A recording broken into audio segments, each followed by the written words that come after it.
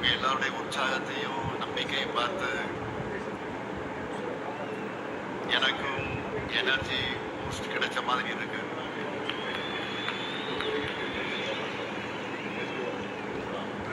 சென்னை மற்றும் விழுப்புரம் மண்டல PLA BMC PTA வாக்குச்சாவடி குழுவினருக்கான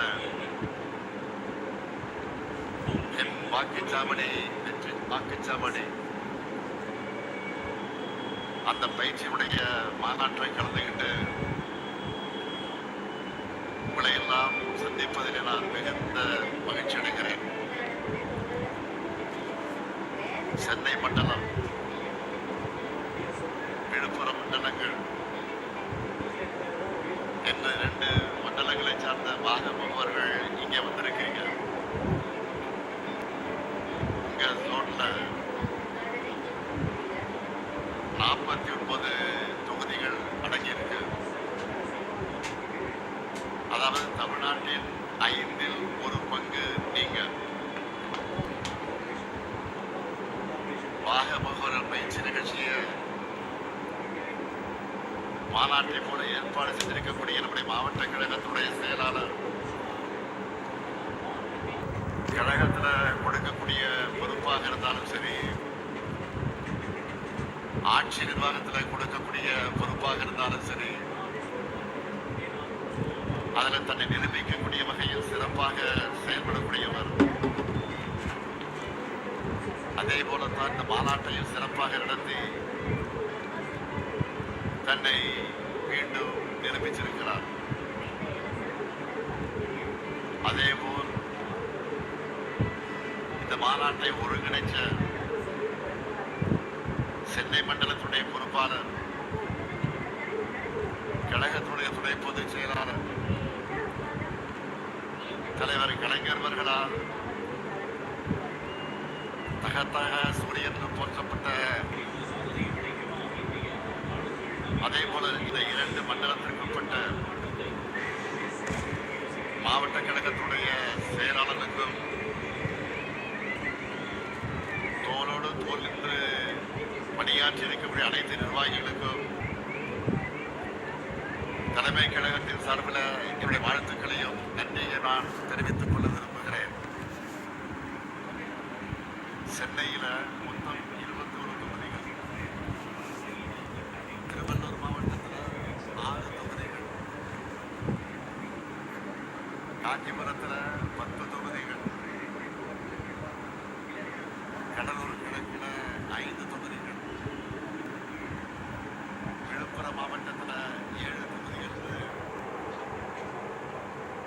மொத்தம் 49 தொகுதிகளில் வெற்றியை உறுதி செய்ய நாம் இங்கே கூடியிருக்கிறோம். சென்னையும் வட தமிழ்நாடும் எப்பவுமே திமுகவின் கோட்டைன்னு திரும்பவும் நான் நிரூபிச்சு காட்டணும். எப்பவும் கூட உங்ககிட்ட இருந்துதான் நம்ம வெற்றியை தொடங்க போறோம். அதனாலதான் இந்த கூட்டத்தை இந்த மண்டலத்தில் தொடங்குகிறேன். தேர்தல் பணின்னு வந்துட்டா கழக உடன்பிறப்புகளை அடிச்சுக்க ஆளே கிடையாது. இதை நான் மட்டுமல்ல, கழகத்தின் எதிரிகளை பல நேரங்கள் பல சந்தர்ப்பங்களில் சொல்லியிருக்காங்க. அதே வேகம், அதே ஆற்றல், அதே கவனத்தோடு இந்த முறையும் உழைக்க தயாரா? தமிழ்நாட்டு பூத்துறையும் 100 வாக்காளர்களுக்கு 1 உறுப்பினர் வீதம், ஒவ்வொரு பூத்திலையும் சராசரியாக 10 வாக்குச்சாவடி குழுவினுடைய உறுப்பினர்களை நாம் நியமிச்சிருக்கிறோம். நாம் அச்சீவ் பண்ணால 2,60,00,000 வாக்குகளுக்கு மேல் நாம் வாங்கிவிடலாம். நான் முன்னாடியே சொல்லியிருந்தேன், இந்த தேர்தலில் நம்ம கட்டாயம் 2,50,00,000 வாக்குகளுக்கு குறையாம வாங்கியாகும் என்று சொல்லியிருந்தேன். இதை சாத்தியப்படுத்தி காட்டுவது உங்களுடைய பொறுப்பு. இதை எப்படி பண்றது? ரொம்ப சிம்பிள். நீங்க ஒவ்வொருத்தரும் குறைஞ்சது 40-50 இல்லாம எஸ்ஐஆர் பட்டியல் திருத்தம் மூலமாக நான் ஏற்கனவே 2-3 தடவை தமிழ்நாட்டின் ஒவ்வொரு வீட்டையும் நாம நேரில் சந்திச்சு ஆதரவு திரட்டி இருக்கிறோம். அடுத்ததா ஸ்டாலின் மகளிர் படையில் இருக்கக்கூடிய மகளிர் அணியினர் வீடு வீடாக பிரச்சாரத்தை ஸ்டார்ட் பண்ண போறாங்க. ஏன் இதையெல்லாம் குறிப்பிட்டு சொல்றேன்னா, நம்ம பிரச்சாரமே அடிமட்டத்திலிருந்து ஒவ்வொரு குடும்பத்தையும் ஒவ்வொரு வாக்கையும் கவனத்தில் வச்சுதான் உருவாக்கி இருக்கிறோம். மற்ற எல்லோரையும் விட முக்கியமா நீங்க தான் இதை புரிஞ்சுக்கிட்டு செயல்படணும். நானோ அமைச்சர்களோ மாவட்ட செயலாளர்களோ மண்டல தொகுதி பொறுப்பாளர்களோ சட்டமன்ற உறுப்பினர்களோ நாடாளுமன்ற உறுப்பினர்களோ என்னதான் உழைச்சாலும் உத்திகளை வகுத்தாலும் களத்தில் வெற்றியாக உறுதி செய்ய போறது நீங்க தான். ஒவ்வொரு வாக்குச்சாவடியை வெற்றி வாக்குச்சாவடியாக மாற்ற எத்தனை புதிய ஊடகங்கள் வந்தாலும் ரிமோட்ல எத்தனை பேர் நமக்கு வேலை செஞ்சாலும் தேர்தல் பிரச்சாரத்தோட ஆக்சஸ் தான் ரொம்ப முக்கியம். அதுக்கு என்ன பண்ணணும்? நீங்க ஒவ்வொருத்தரும் 100 வாக்காளர்களை தேர்தலுக்குள்ள மினிமம் 5 முறையாவது மீட் பண்ணணும், சந்திச்சாங்க. நான் ஏற்கனவே விருதுநகர் கூட்டத்தில் சொன்ன ஒரு விஷயத்தை இந்த கூட்டத்திலேயே திரும்ப அழுத்தி சொல்ல விரும்புகிறேன். பரம்பரையாக திமுகவிற்கு வாக்களிக்கும் குடும்பமாக இருந்தாலும் சரி, இதுவரை நமக்கு வாக்களிக்காத குடும்பமாக இருந்தாலும் சரி, பரப்புரை கடைசி நிமிடம் வரை சந்திச்சு வாக்கு கேட்டுக்கொண்டே இருக்கணும். எலெக்ஷன் வந்துட்டா மக்கள் தான் எஜமானர்கள். அதனால நம்ம திராவிட மாடல் ஆட்சியுடைய சாதனைகளை திட்டங்களையும், அதனால தமிழ்நாட்டில் இருக்கக்கூடிய ஒவ்வொரு குடும்பமும் பயனடைஞ்சு வரக்கூடியதையும் ஒவ்வொருத்தருக்கிட்டையும் விளக்கமாக எடுத்து சொல்லுங்க. தமிழ்நாட்டு மக்கள் மத்தியில இன்கம் செய்தால் நிலவுது. ஆளுங்கட்சிக்கு எதிரான மனநிலை எங்குமே இல்லாத நிலைதான் இன்றைக்கு இருக்கு. இதை அப்படியே நமக்கு ஆதரவான வாக்குகளாக மாற்றி வெற்றியை அறுவடை பண்றது உங்க கையில் தான் இருக்கு. 2021 இருந்ததை விட தமிழ்நாடு முழுக்க நமக்கான வரவேற்பும் ஆதரவும் கூட இருக்கு.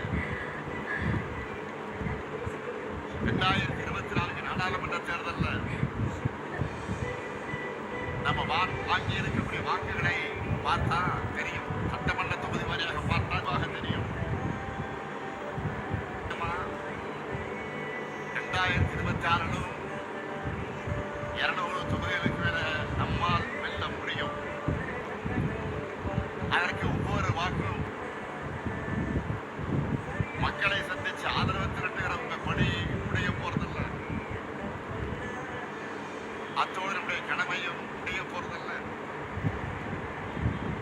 உங்களுக்குன்னு ஒரு அசைன் பண்ணியிருக்க 100 வாக்காளர்களை நீங்கள் தொடர்ந்து அணுகணும்.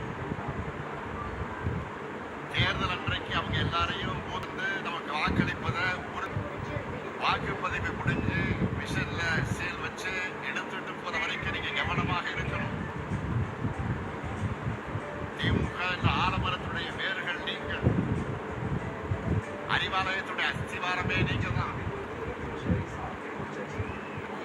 தான் மொத்த கழகமும் இருக்கு. என்னுடைய மொத்த நம்பிக்கை நீங்க தான்.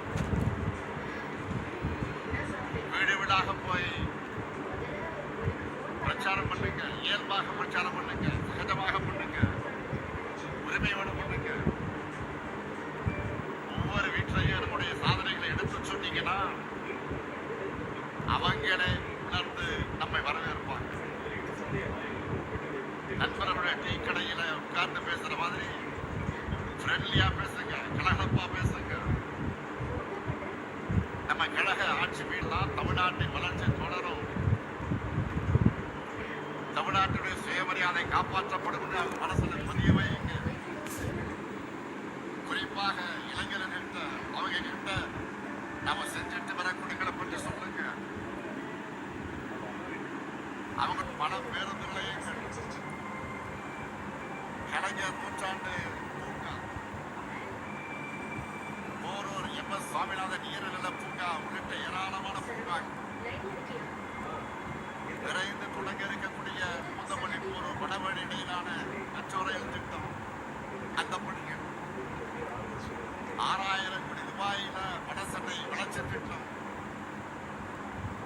முதல்வர் படைப்பகங்கள், பல்வேறு ஏரிகள் சீரமைப்பு, வள்ளுவர் கோட்டம், விக்டோரியா ஹால் புதுப்பிப்பு,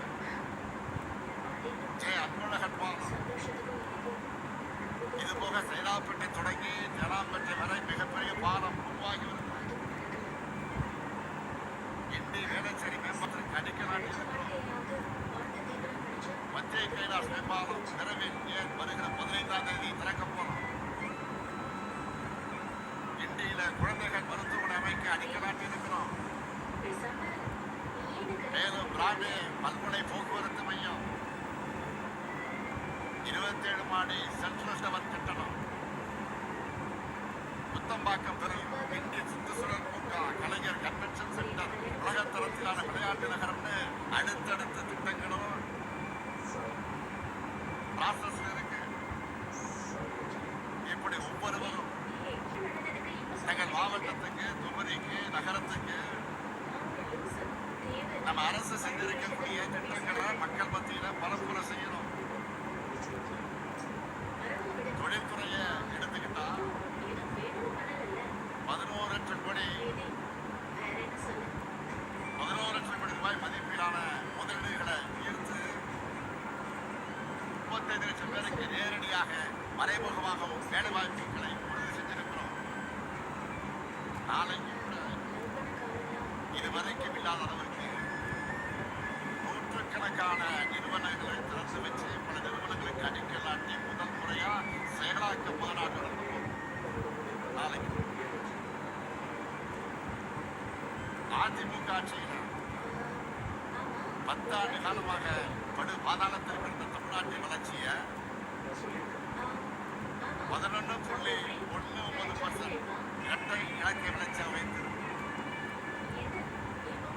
இந்தியாவில் தமிழ்நாடு மட்டும்தான் இந்த சாதனை செஞ்சிருக்கு. காலை உணவு திட்டம், புதுமை பெண் திட்டம், தமிழ் புதுமை திட்டம், நான் திட்டம், கல்வியில மாபெரும் புரட்சி செஞ்சிருக்கிறோம். அது மட்டுமல்ல, அன்றாட வாழ்க்கையில மக்களுக்கு நெருக்கமான திட்டங்களை சொல்லணும்னா கலைஞர் மகளிர் உரிமை தொகை, விடியல் பேருந்து பயணம், மக்களை தேடி மருத்துவம், சாலை ஆய்வாளர் திட்டம்னு பல திட்டங்கள். மேலும் பெண்களுக்கான பல முன்னோடி திட்டங்களை செயல்படுத்தி அரசு ஊழியர்களை நீண்டகால கோரிக்கைகளை நிறைவேற்றிருக்கிறோம். சிறுபான்மையின மக்களுக்கு தொடர்ந்து நலத்திட்டங்களை அறிவிக்கிறோம். விவசாயத்திற்காக 2 லட்சம் விவசாயிகளுக்கு இலவச இணைப்பு தந்திருக்கிறோம். நெல் விண்டாளுக்கு 2,500 ரூபாய் நிர்ணயம் செஞ்சிருக்கிறோம். எண்ணற்ற தடுமைகள், வேளாண்மைக்கு தனி பட்ஜெட், பல்வேறு திட்டங்களை நிறைவேற்றிருக்கிறோம். நாம கவர் பண்ணாத தலைமுறைகளை, நம்ம சாதனை பண்ணாத செக்டாரை எல்லாத்தையும் சொல்வதற்கு நேரம் இல்லாட்டியும் நீங்க யாரை பார்க்கிறீங்க அவங்க தொடர்பான திட்டங்களை, சாதனைகளை டக்குன்னு சொல்ற மாதிரி எல்லாத்தையும் நீங்க வச்சிருக்கீங்க.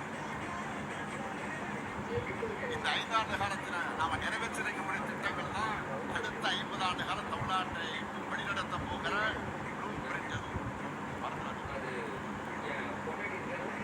சொன்னதை மட்டும் இல்ல, சொல்லாத பல திட்டங்களை செஞ்சு காட்ட அரசாக நம்முடைய திராவிட மாடல் அரசு இருக்கு.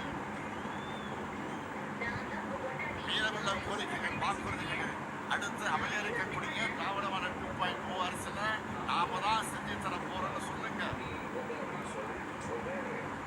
அடுத்த 5 ஆண்டுகள்ல தமிழ்நாட்டு வளர்ச்சி உலக நாடுகளுக்கு இணையாக உயரக்கூடிய நிலை வரும் என்ற நம்பிக்கையை மக்களிடத்தில் ஏற்படுத்துங்க. நாம ஆட்சிக்கு வர வேண்டியது எவ்வளவு முக்கியம்னு இவ்வளவு நேரம் சொன்னேன். நம்முடைய திட்டங்களை சொன்னேன். அதே மாதிரி யார் ஆட்சிக்கு வரக்கூடாது என்பதை மக்களுக்கு விளக்கி தற்போதைய சூழல்ல திமுகவை தவிர யார் ஆட்சிக்கு வந்தாலும் அது சத்தியமா டெல்லி பாஜக ஆட்சியாக தான் இருக்குன்னு நல்ல தெளிவாக புரியுது. நம்ம கூட்டணியை தவிர வேற யாருக்கு வாக்களித்தாலும் இதுவரை நாம பண்ணிக்கிட்டு வரக்கூடிய நலத்திட்டங்கள் ஸ்டாப் நின்னுடும். தமிழ்நாட்டுடைய தொகுதி அளவை குறைச்சிருவாங்க. இதுவரை நாம் வளர்ச்சியை காட்டிருக்கக்கூடிய வளர்ச்சியை பின்னோக்கி கொண்டு போயிடுவாங்க. வளர்ச்சி அரசியல் மாறி கலவர அரசியல் தான் தமிழ்நாட்டில் நடக்கும். நடக்க போற தேர்தல் 2 கூட்டணிக்கு இடையில் நடக்கிற தேர்தல் இல்ல. இது தமிழ்நாடு வாசல் என்டிஏ. பாமர மக்களுக்கு புரிகிற மாதிரி இன்னும் எளிமையா சொல்லணும்னா வெல்ல போவது தமிழ்நாடுயா டெல்லி அணியா. இதை முடிவு பண்ண போறதுதான் இந்த தேர்தல். அரசியல் வெறுப்புகளுக்கு அப்பாற்பட்டு நம்ம தமிழ்நாட்டை தாய்நாட்டை காக்க எல்லோரும் திமுகவை ஆதரிக்க வேண்டிய செயல் தேவையை விளக்கணும். ஒன்றிய மதாகால திட்டங்களுக்கான நிதி ஒதுக்கீடு, பட்ஜெட், பேரிடர் நிவாரணம், கல்வி நிதி தொடர்ந்து தமிழ்நாட்டுக்கு செய்யக்கூடிய வஞ்சகத்தையும் அதை எதிர்த்து கேள்வி எழுப்பாத அடிமை அதிமுகவின் துரோகத்தையும் மக்கள் முன் தோல் வைக்கணும். வெறுப்பை விதைச்சு வன்முறையை தூண்டி மக்களை பிளவுபடுத்தி அதன் மூலம் வெற்றி பெறலாம்னு துடிக்கிற விஷ விதைகளை தமிழ்நாட்டுக்குள்ள விடவே கூடாது. நல்லா புரிஞ்சுக்குங்க. நம்ம போராடுறது திமுக வெற்றிக்காக இல்ல, தமிழ்நாட்டினுடைய வெற்றிக்காக.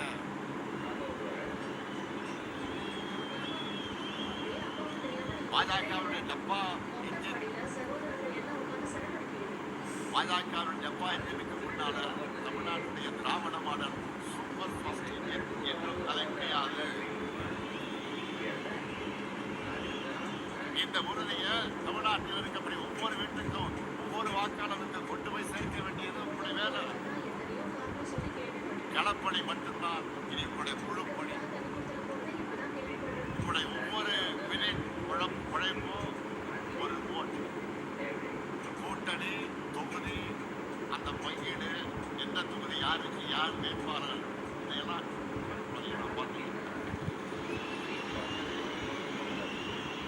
அது என்கிட்ட விட்டுருங்க. எங்க யாருனாலும் 234 தொகுதியில தலைவர் தான் இந்த ஸ்டாலின் தான் வேட்பாளர் நினைச்சு வேலை பாருங்க.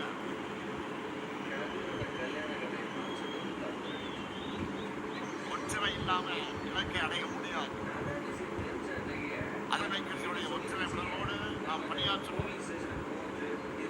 இதை பண்ணாம 224 போல முழு வெற்றி நம்ம வசமாகிவிடும். இங்க இருக்கிற எல்லாருக்கும் எல்லாம் தெரியும். நாம தேர்தல்களை தொடங்கி என்னை தினம் இதில் பார்த்து இருக்கிறீங்க. தினமும் எத்தனை நிகழ்ச்சிகள், எத்தனை கூட்டங்கள், எத்தனை சந்திப்புகள், எத்தனை ஆண்டுகள் இல்லாமல் இயக்கத்துடைய தலைவராக நான் பொறுப்பேற்றுக்கும் போது சொன்னேன், என் சக்தியை நான் உழைப்பேன்.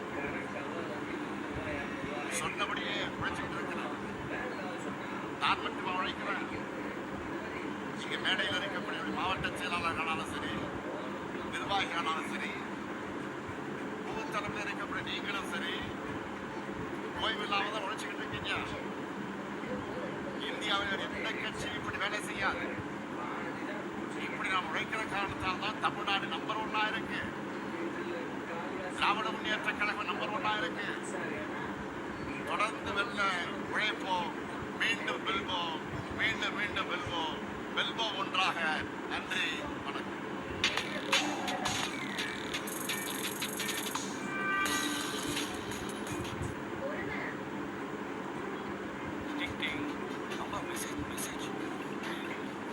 நான் உங்க சித்தப்பாவோட குழந்தனோட பேரனோட